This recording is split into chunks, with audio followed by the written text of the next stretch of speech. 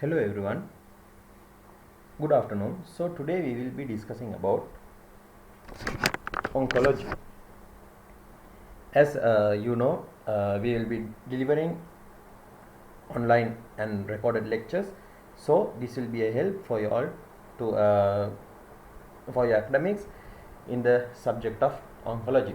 So without wasting any time, let's move on to the presentation. First of all, I would like to start the session of oncology with the introduction to oncology. First of all, in a subject like oncology, it's important for us to know how to break the bad news to a patient. So, for that, as a theory, we use Kubler-Ross grief cycle. Okay, in this grief cycle, there are like main 5 stages. First of all, when we break the bad news, patients what they do, they deny the fact. Then they go into the anger. Then the bargaining happens where they struggle to find meaning and to reach out of the sorrow, and also they undergoes depression after that, with the helplessness, with the feeling of helplessness, and then at last they accept the fact and they explore options for a better treatment plan or for the next step. So in the stages of bargaining and depression, as nursing officers or as nurses and doctors, what we should do, we should give the emotional support to the patient. We should support them emotionally, and at the level of acceptance, when they accept the fact, we got to guide and direct them towards the correct direction, right? So when we are starting oncology, it's better to know some definitions and a bit of a history about this disease. So basically, what is a neoplasia? Maybe you have heard this term very well. Neoplasia is the growth of new cells that's not required for replacement of damaged cells. The growth of new cells that is not required at all. So for replacement of damaged cells, so we can call neoplasia as a new growth of cells. Therefore we call it, because that new growth is not needed to replace the damaged cells, so we call it an abnormal cell growth. Okay, we call it as an abnormal cell growth. But what we should remember is all neoplasms or all tumors are not cancers. That we should know. The term cancer, or common term we use for this disease, the cancer, that's a word derived from Latin language, and the meaning of the cancer word is crab. Okay, just the crab. There are like two main ideas that like why people gave the name of cancer to this disease. We will check those with the presentation. Then oncology means, logy means the study, onco means cancer. So study about cancers or study of cancers, we call that science as oncology. So basically, what is a cancer? Our next famous question, what is a cancer? It's a disorder in which differentiated body cells undergo changes at the molecular level. These molecular changes cause the body cells to lose their normal cell regulation characteristic and function. Right. So who's here? Who's this? Yeah, that's a crab. Right. Now let me explain why these people, they gave the name of cancer to this disease. In ancient Greece and in Rome, most of the when they discovered this disease, they believed that this disease catches the entire body like a crab catches something. So there's one idea, that's why they gave the name of cancer to this disease. Then there's another idea that people of the ancient world believed that only people who were born at the months of July, June, and who are born at the summer months of summer are getting this disease. So that's why in such months in June, July, and August, normally the sun directed towards this area. That's why the countries in northern hemisphere get summer in that time. So they believe that people born in those months are the one who's getting this disease. So they name it as disease of cancer, because this tropic is known as, in a world map, maybe you can check later, this tropic is known as the tropic of cancer, or in Sinhalese we say the Kataka Nivartane. Yes. That's why they named it as, when sun goes to above this tropic in months of June, July, and August, people who are born in those months are getting this disease, of that idea, right? So what are the main characteristics of cancer? First, that is, cancer has four main characteristic features. What are those? First, uncontrolled functioning. The function of the cancer cell we cannot control, that's uncontrolled. Then they have unregulated division as a characteristic and feature. The division is not regulated. Normally our cells, they divide in a regulated manner, or according to a regulation, but here the division is unregulated or irregular division. Then uncontrolled growth, we cannot control the growth of these cancerous cells. And also abnormal motility. Normally we have the motility of cells, but here the motility is abnormal, right? Then tissue composition. When we are talking about tissue composition, there are two types of tissues in a cancer. That is, one is the parenchymal tissue, or the functional cells, or real tumor cells, which causes the tumor. Then we have supporting tissue, which supplies the tumor. Supporting tissue most of the time getting generated by neovascularization.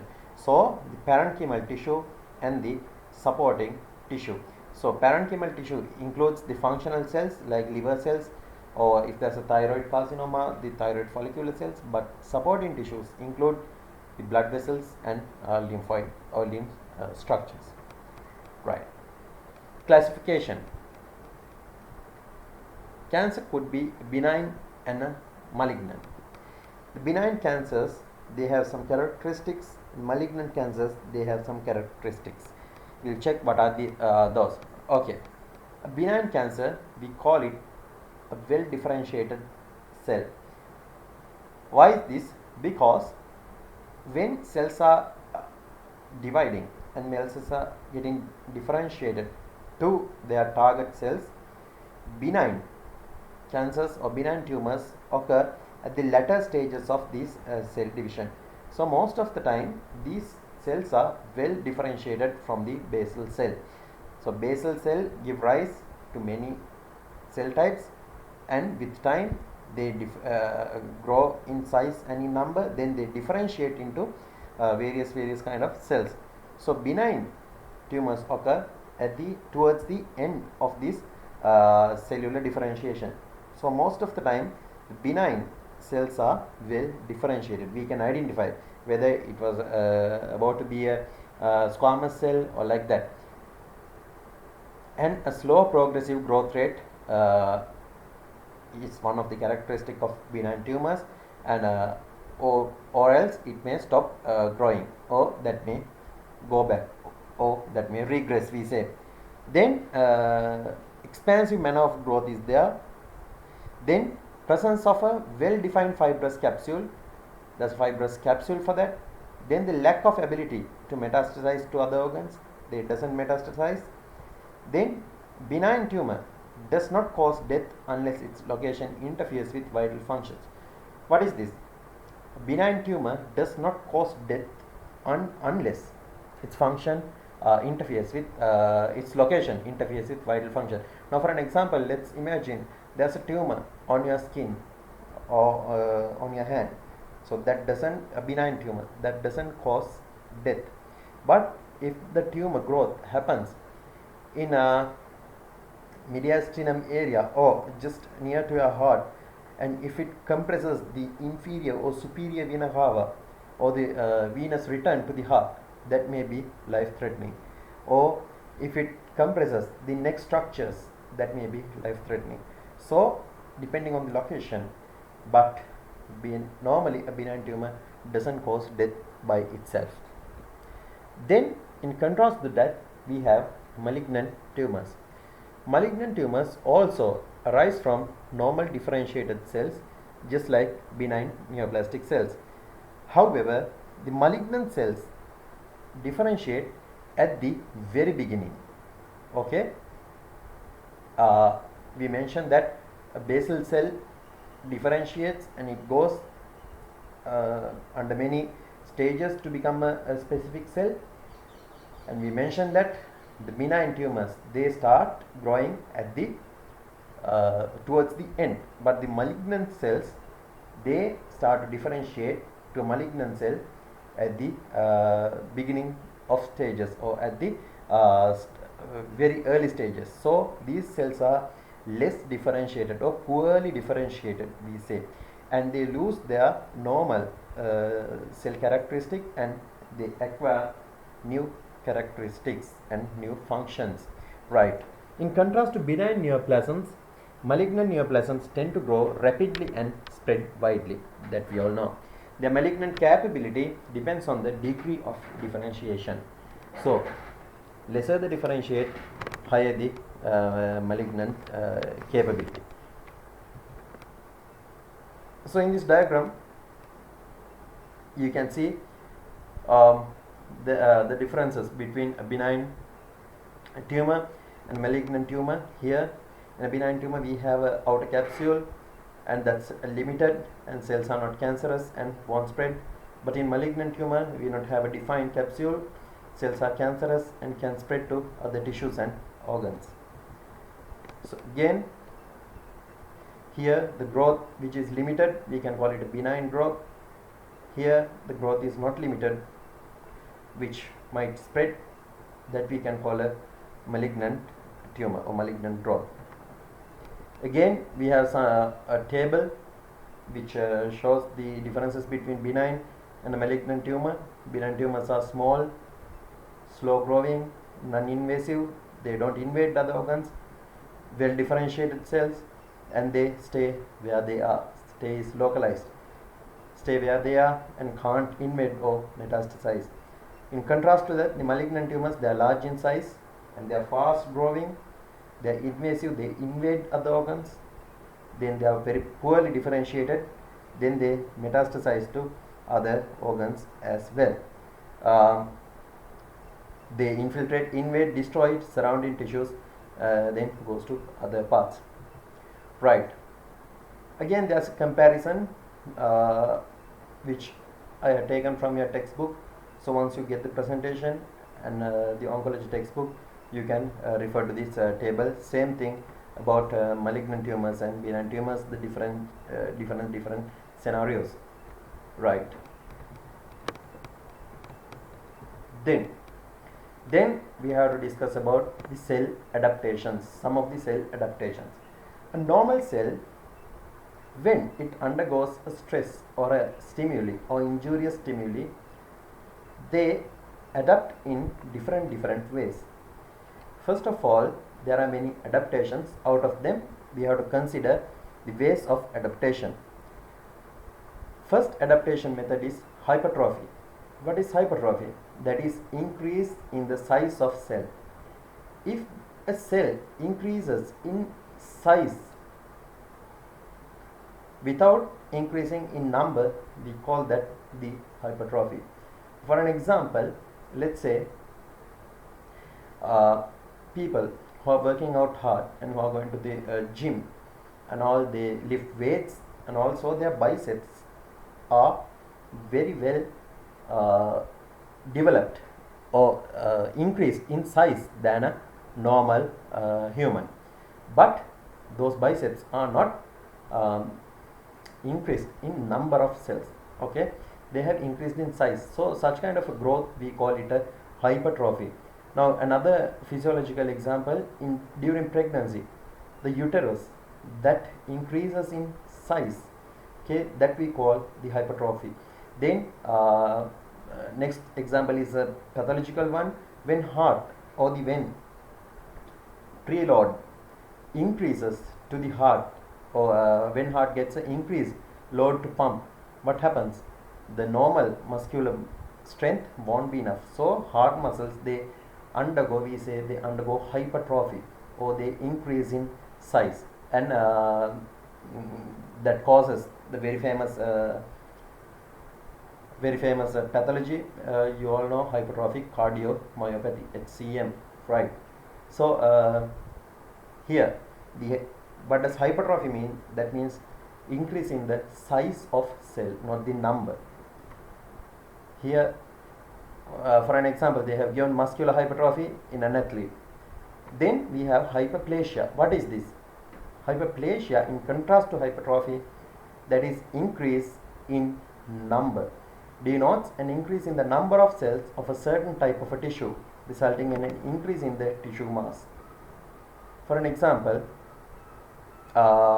this is hyperplasia. They have given endometrium. In endometrium, what happens? Not the entire uterus, the most inner layer of the uterus, that increases in cell number. Yes, that is a physiological thing. Why? That needs to make the placenta, and there are many structures that is developing, so that increases in number. Uterus increases in size, the muscular layers. Then the benign prostatic hyperplasia, you are very familiar with the disease, BPH, you know, that's a pathological hyperplasic condition. Then the next is metaplasia. Metaplasia means what? When one mature tissue or one mature cell type is getting substituted or getting replaced with another tissue type, that we call, or another cell type, metaplasia. Now for an example, we have some good examples here. Uterine cervix that getting replaced with the column epithelium of the uterine cervix getting replaced with squamous epithelium. Then the bronchus in smokers, in chronic smokers, the ciliated column epithelium getting replaced with squamous epithelium. And on another occasion, now for an example, if you take the Barrett's esophagus, what happens? The cells which are near to the cardiac junction of the esophagus or cardiac sphincter, these cells are getting replaced with cells of the intestinal tract, or cells of the we say duodenum like cells. So that is also and Barrett's esophagus, you know, that's a cancerous growth, so that is also a type of metaplasia, right? Then dysplasia. What is dysplasia? Dysplasia means when there's abnormal growth and differentiation. When there's abnormal growth and differentiation, we call that dysplasia. Abnormal growth as in irregular or unnecessary, or that when the growth is different, getting differentiated from size, shape, and very unorganized cell growth, we call that dysplasia. Abnormalities in growth and differentiation characterized by alterations in the normal adult cell, in which the cell varies from its normal size, shape, or organization, may be the first step in carcinogenesis. Right. Now here, as an example, they have given epithelial dysplasia of the cervix.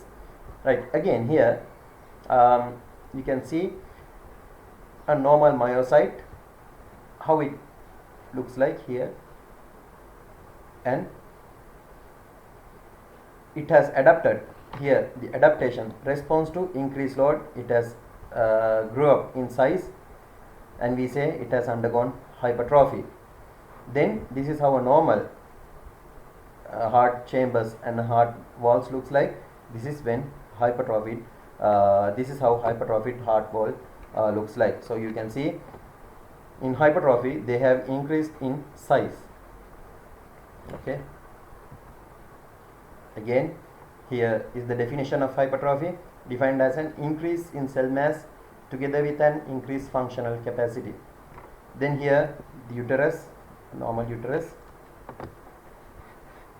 and here a uterus during pregnancy. So this is a physiological hypertrophy here, right?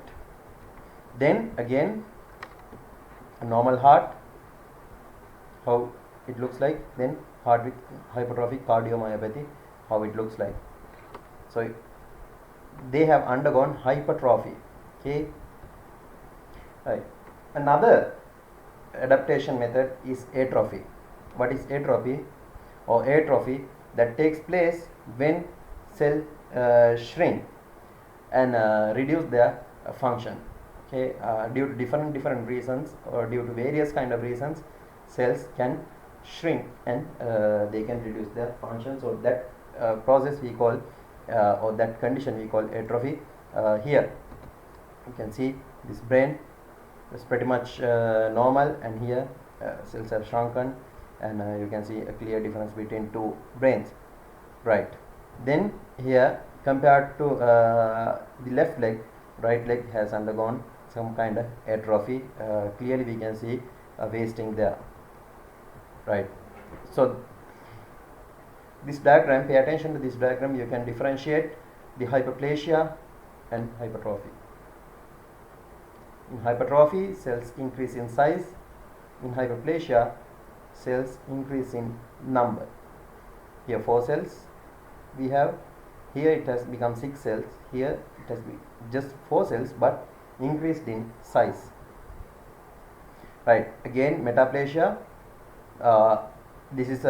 this diagram shows, or this picture shows how it's getting replaced in a smoker or a chronic smoker. The normal ciliated column epithelium getting replaced by squamous epithelium. We call that process the squamous metaplasia.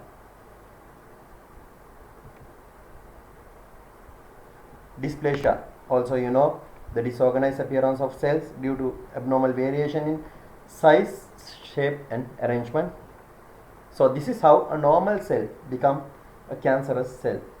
Normal cell, the way it looks like, and when the hyperplasia takes place, when dysplasia takes place. Now pay attention here and here. In the first stage and the third stage, there are clear differences. Here the cell levels are there, cells are organized, but here cells are disorganized, right? So that is dysplasia. And when the growth goes out of control, like in fourth stage, we have cancer here, the cancerous growth. Okay, right. Again, response to stress. This diagram is very clear for you all to understand. The normal cells, what happens when atrophy? In atrophy, what happens in hypertrophy? They have increased in size. Here hyperplasia, increased in number. Metaplasia has been replaced by this pink color cells has been replaced by purple color cells. Then dysplasia, yes, how it become disorganized, right? Then we have discussed about causes of cancer. Cancer is believed to be caused by damage or mutations in the gene of DNA in cell by physical, environmental or chemical agents or viruses maybe. So cancer happens due to what? Damage or mutations in the genes of the DNA. That may be due to a damage, that may be due to a mutation, right? Then the causes of the causes of gene mutation could be either genetic, that means outside of the body, genetic, or extrinsic, that is outside of the body, and maybe intrinsic, inside of the body. So first of all, the genetic factors, the main genetic factor is DNA mutations. DNA mutation, any change taking place in DNA, we can call it as a DNA mutation. That could be an inherited thing and can occur when the duplication process goes wrong. In normal circumstances, cells can correct error, but in situations where they are unable to correct the error, they will allow the cells to die. So however, there are situations when the duplication process goes unchecked. When this happens, cell growth continues, leading to cancer development. Now here,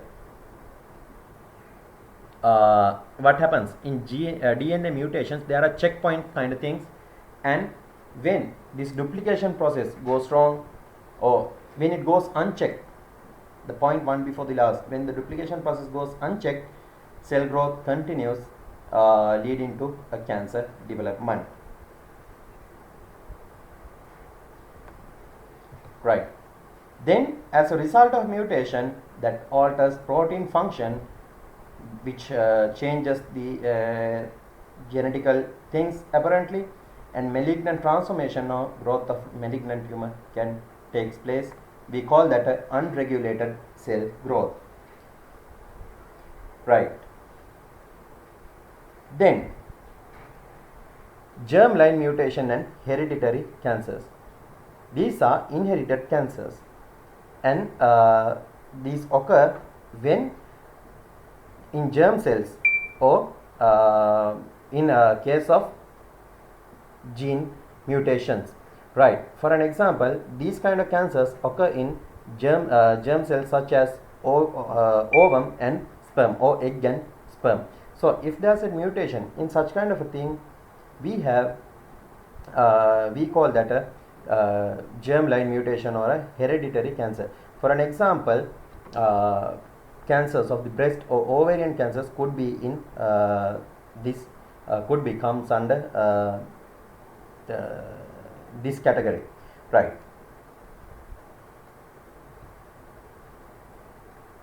Again, in this example, it has said that give rise to some breast, ovarian and prostate cancer.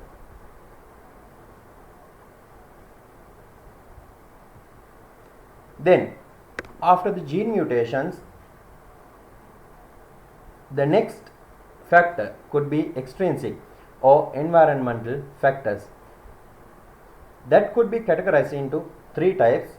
One is viral, chemical and radiation carcinogens. Now we all are staying at homes due to what? A virus, but fortunately that doesn't cause any cancer as of now. So chemical causes are also there, then radiation carcinogens are also there. These all are extrinsic or out of the body factors. Right. Viruses such as Hep B and HPV, the human papilloma virus, attack the DNA of a person, resulting in damage and cell mutation. Chemical carcinogens capable of including carcinogenesis, tobacco, alcohol and asbestos. Radiation, of course, we know UV rays and diagnostic radiation, they can mutate this DNA and cause cancers. Right. So pay attention to the first point. Viruses such as hepatitis B and human papilloma virus, they do what? They attack the DNA of a person, but fortunately coronavirus doesn't do that. They don't attack a person's DNA. Right. So here is some data about milk powder, and milk powder being the carcinogens. Right. Then the intrinsic factors that can cause gene mutation, or intrinsic means the body factors inside our body. Factors that can cause gene mutation are weak immune system, first of all, changes in hormonal level, and the free radicals. Weak immune system, the first fact, a strong immune system is necessary to fight cancer cells, that we all know. Immune system plays an important role in body by continuously screening and eliminating cancer cells from before tumor occurs. Then changes in hormonal level could be due to overproduction of endogenous hormones. For an example, some cancers like prostate cancer, breast cancer and endometrial cancers are hormone induced cancers. So we have to be careful about the hormonal level. And the free radicals like peroxides and superoxides are also chemical compounds which form the metabolic unwanted metabolic reactions. Right. The carcinogenesis. Now you know gluconeogenesis and many types of embryogenesis.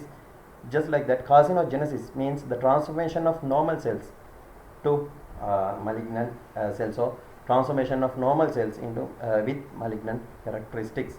So that does not occur in a short period of time, rather it occurs over months to years, and string of genes is involved in control of cell growth and behavior. Now here, what is that? The genesis, or yes, the occurrence of cancer, that process like pathogenesis, embryogenesis, gluconeogenesis, like that, the carcinogenesis, occurrence of cancer, or the process of cancer occurrence. Right. In categorization of cancerous genes, we have main 4 types. First are oncogenes, the tumor suppressor genes, mismatch repair genes, and housekeeping genes. So oncogenes, they arise from mutation in normal genes called proto-oncogenes. Proto-oncogenes play important role in normal growth and proliferation of cells. The involvement of these genes in the cancer process involves a somatic mutation in any of the tissues, thus converting it into a proto-oncogene into oncogene. That means what? That involves a somatic mutation in any of the tissue and converts the proto-oncogene to a oncogene. Then we have tumor suppressor genes. Those are anti-oncogenes, which tend to help us. Yes, capable of suppressing all kind of growths. Thus, they also play an important role in regulation of cell growth. Loss of function of both these genes can result in unregulated cell growth. Right. Then we have mismatch repair genes, which occurs during replication of cell into 2 daughter cells.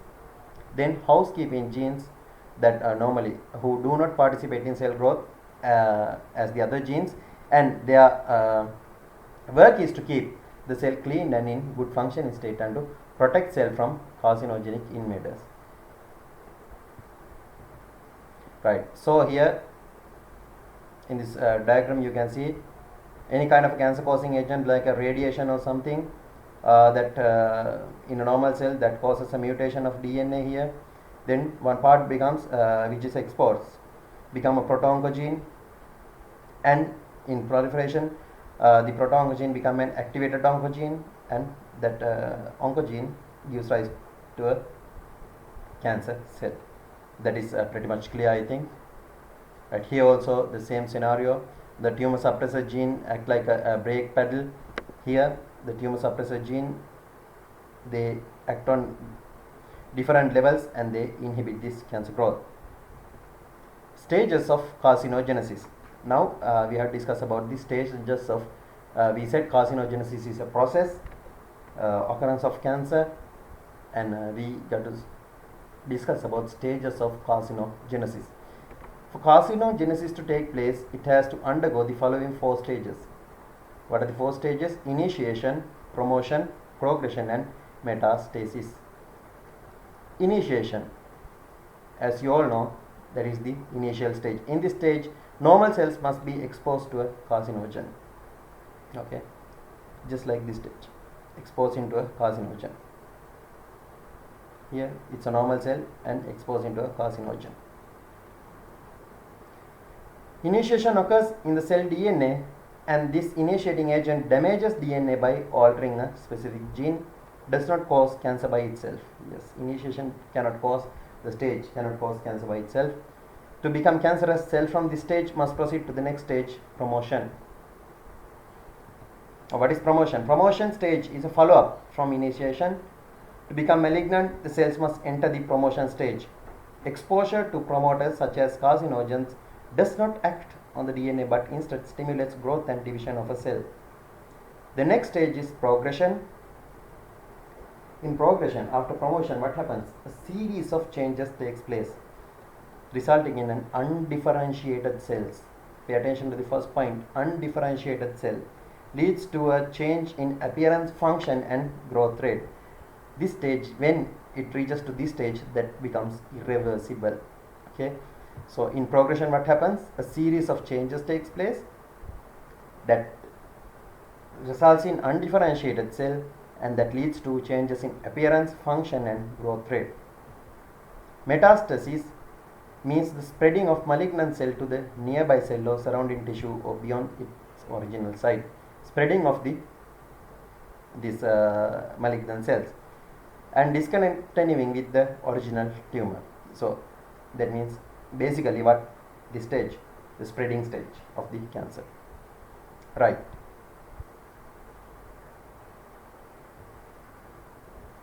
Sequence in metastasis, that is neovascularization, extension, circulation, arrest and extravasation and proliferation.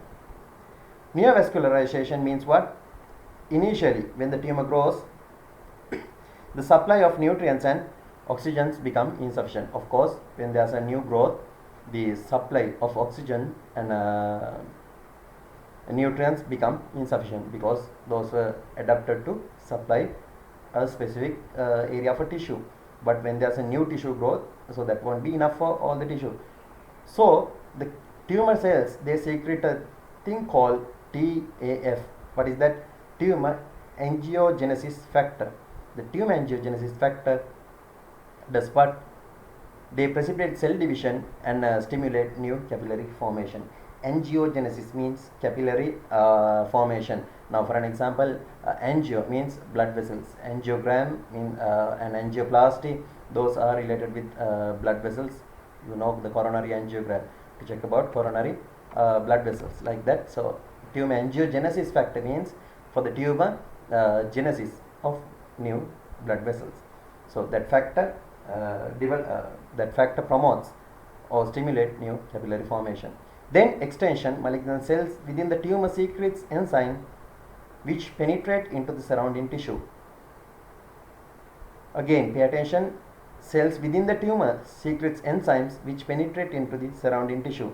Small pieces of tumor break up from original tumor, penetrate the blood vessel and enter to the systemic circulation. Spread to other distant areas by lymphatic and blood flow. Here what is this? Extension, the penetration and starting of spreading. Then circulation, once the malignant cells enter the circulatory system, they travel easily to all other organs. However, these tumor cells do not invade all organs, as they only invade organs which they have an affinity to. Now for an example here, a breast carcinoma that can spread to lymph nodes, bone marrow, lung, liver and brain, right? Like that, the cervical or colorectal carcinoma, the favorite sites are lymph nodes, liver and bone marrow. Colorectal carcinoma being spread or being metastasized to brain, that can happen but very rare. Okay, like that, these in every cancer they have favorite metastasis places. So normally they go for those usual sites for metastasis. Right. So you have this when you get the PPT or when you in your oncology theory book, you can check onto this table. That's the table 1.3. Right, then arrest and extravasation. After entering the bloodstream, tumor cells join up with lymphocytes and platelet and form a fibrin platelet clot. The fibrin platelet has the capability in protecting the tumor cells within from harmful substances. So that's how they become protective, or they gain the protection. So after entering bloodstream, the tumor cells, they join with lymphocytes and platelet and they form a clot around them. So thus they are getting protection from harmful substances. The proliferation implants in the vessel wall of any other organ it has affinity with. It then goes into the tissue and grows quickly. This happens through a circulatory system and the lymphatic vessel. Normally the lymph node that drain the affected organ are the first to be invaded. In stage of proliferation, they implant into the vessel wall of any other organ.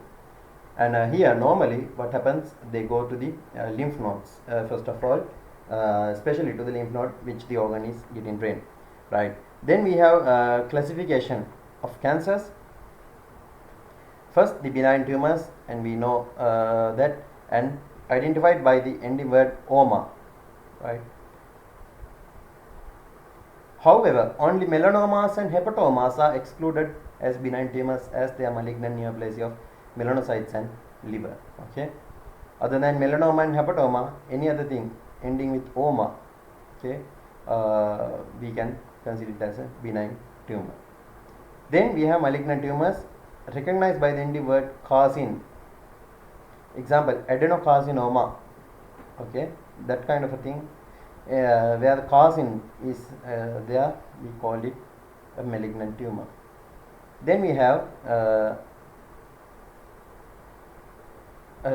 another type of cancer, squamous cell cancers, the cancers which are arising from squamous epithelium, like squamous cell carcinoma. Then sarcs, what are those? The sarcomas and other things. It's the term used for malignant tumors arising from connective tissue. Sarc means anything arise from connective tissue. Here osteosarcoma arise from bone, that's a connective tissue. Then chondrosarcoma arising from cartilage, that's a connecting tissue. Then lipsarcoma arising from fat. Then rhabdosarcoma arising from skeletal muscles. All these tissues are connecting tissues, right? Then we have blastomas which arise from embryonal tissue during embryogenesis. Examples are neuroblastoma, hepatoblastoma, nephroblastoma and retinoblastoma. Then we have mixed tumors which are more than one type of cells. Then teratomas, a special type of mixed tumor that can either be benign or malignant, especially in originate from the germ layers, the endoderm, then ectoderm and mesoderm, right? Then we have subtypes of the cancer. You all can refer to this table later. I'm not going to explain, I'm not going to read one by one this thing, right? So again, what is a carcinoma? There is a type of cancer that starts in cells that make up the skin or the tissue lining organs such as liver or kidneys, and like other types of cancer, carcinomas are abnormal cells that divide without control and they are able to spread to other parts of the body, but not always. Carcinoma in situ always stays where it started. And pay attention to this point, the third one. Not all cancers are carcinomas. Other types of cancers that aren't carcinomas invade the body in different ways. Those cancers begin in other types of tissues as well, such as bone, blood, immune system and brain. So what you have to remember here, not all cancers are not carcinomas. So what are the types of carcinomas? Although carcinomas can occur in many parts of the body, these are most common types of carcinomas. What are those? Basal cell, squamous cell, renal cell, ductal carcinoma in situ, invasive ductal carcinoma and adenocarcinoma.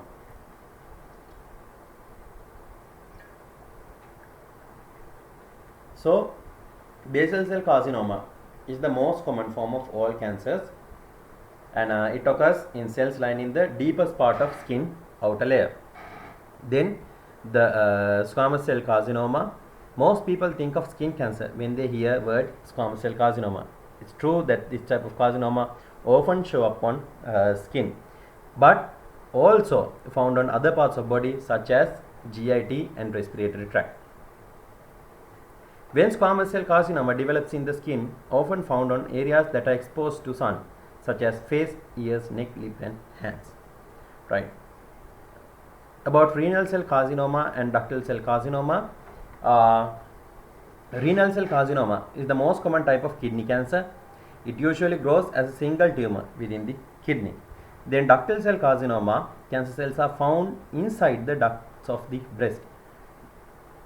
But in case of in situ carcinoma, cancer has not fully developed or spread into nearby areas.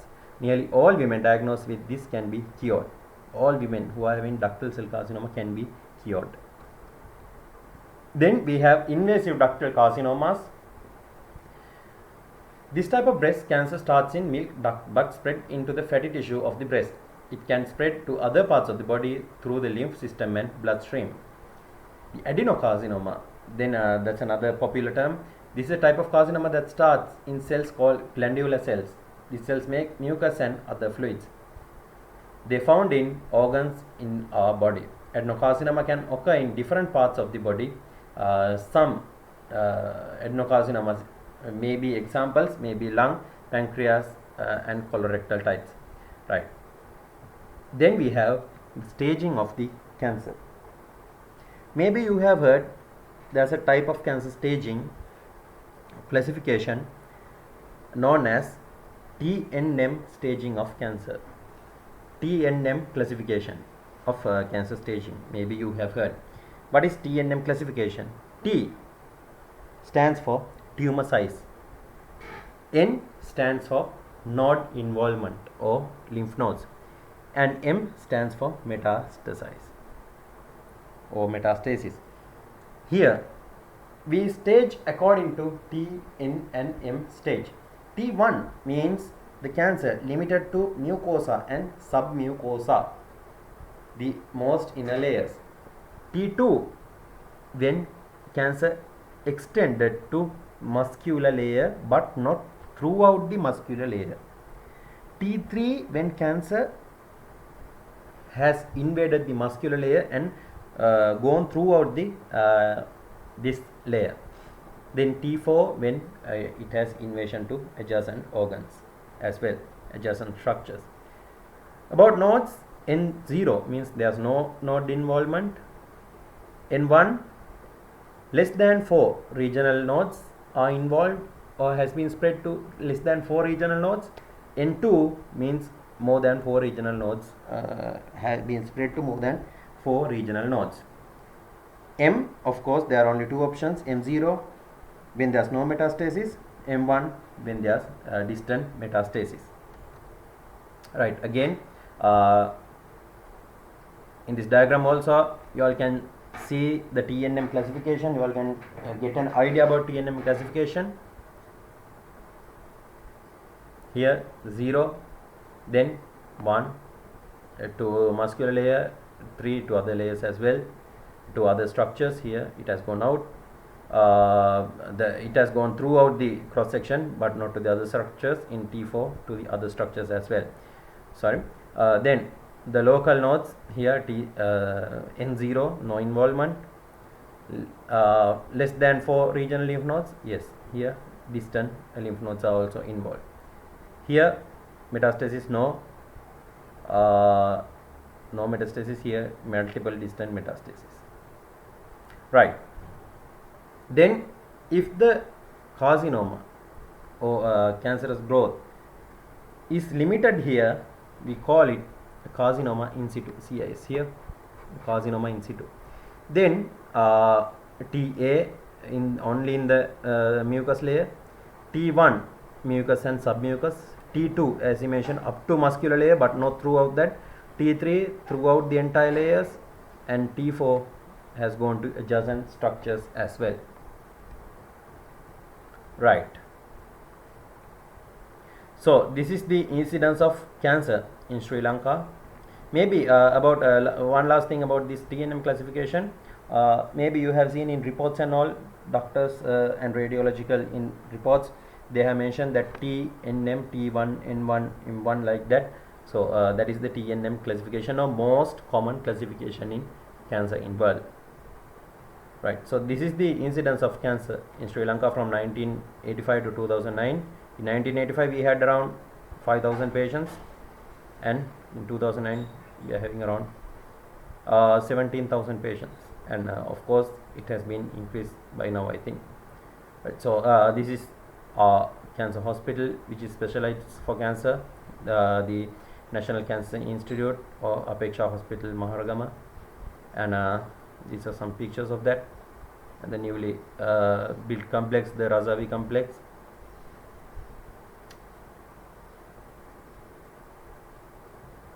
And World Cancer Day, that's on 4th of February, same as Sri Lanka Independence Day. Right. So that's it about today's presentation, and if there are any questions, to be asked, you can always contact us through WhatsApp, Viber, and email. You can send your questions, and at the same time, um, uh, if there's any other problem, you can contact the admin department of the IHS. And we wish all of you all to be safe and stay home, and at the same time we hope to see you all very soon. Thank you very much for your time, and thank you again.